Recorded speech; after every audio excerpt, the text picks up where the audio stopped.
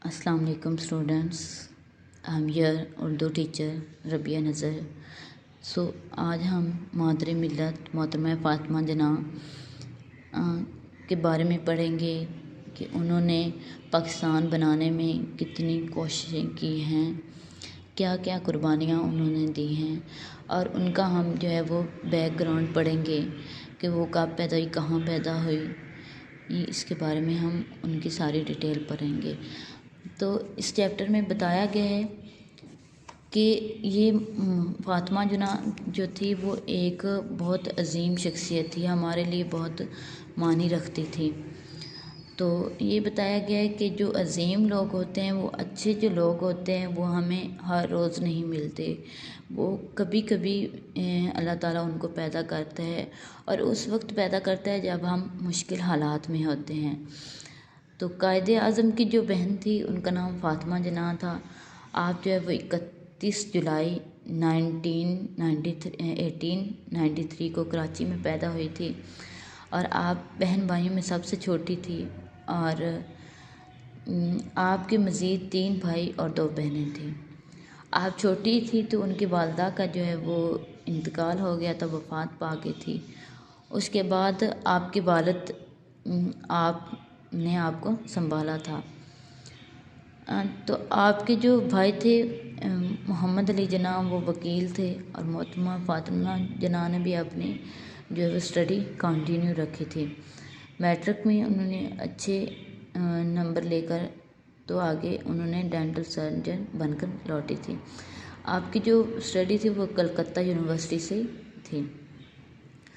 उन्होंने 1929 में कायदे आज़म के अहलिया के इंतकाल के बाद जब कायदे आज़म जब वो अकेले हो गए तो उन्होंने आपका साथ दिया था।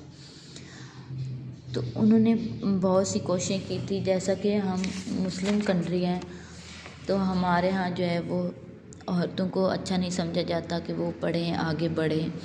तो इसीलिए हमारे पाकिस्तान और दूसरे मुस्लिम ममालिक पीछे रह जाते हैं क्योंकि वो अपनी औरतों को आगे नहीं पढ़ाना चाहते।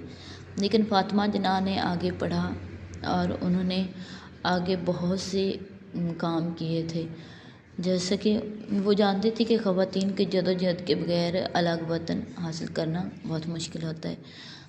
आपने घर घर जाकर ख़वातीन को सियासत में हिस्सा लेने पर आमादा किया था और उन्हें मुस्लिम ख़वातीन की मुस्लिम लीग के झंडे तले इकट्ठा किया था और मर्दों के मतलब के मेल के साथ साथ उन्होंने भी अपना अहम किरदार अदा किया था।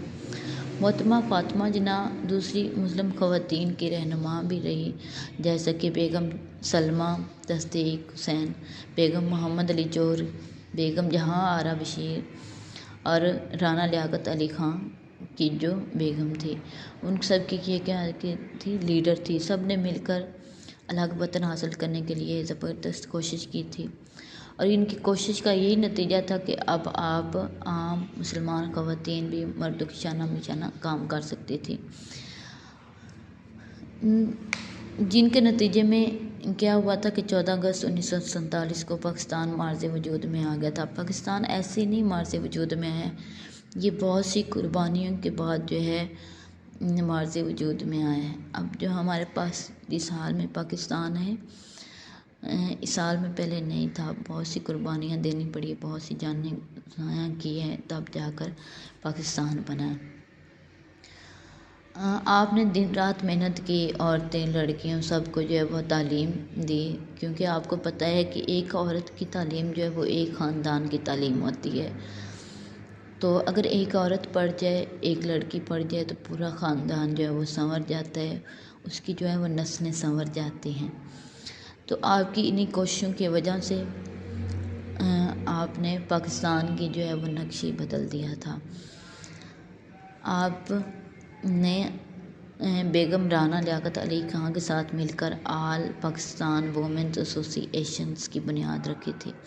इस तंजीम में मुल्क भर में ख़वातीन की तालीम, तरबियत, इन्हें मुख्तलिफ हुनर सिखाने के लिए मुतअद्दिद इदारे खोल दिए गए थे।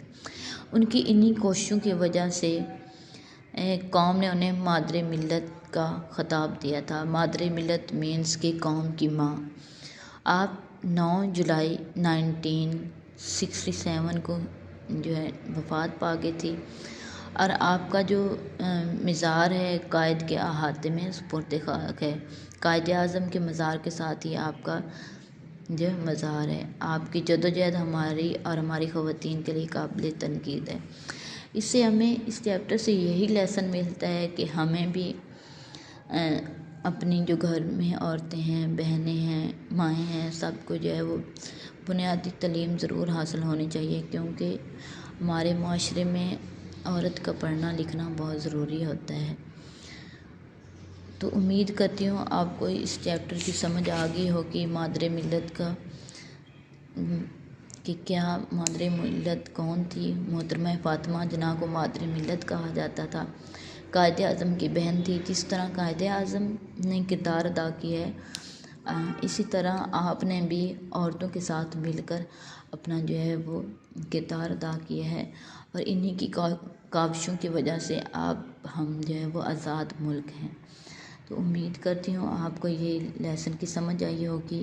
اگر آپ کو کوئی سمجھ نہیں آئی تو آپ کمنٹ میں کویسچن کر سکتے ہیں، تو میں اس کا آنسر دے دوں گی۔ Thank you so much.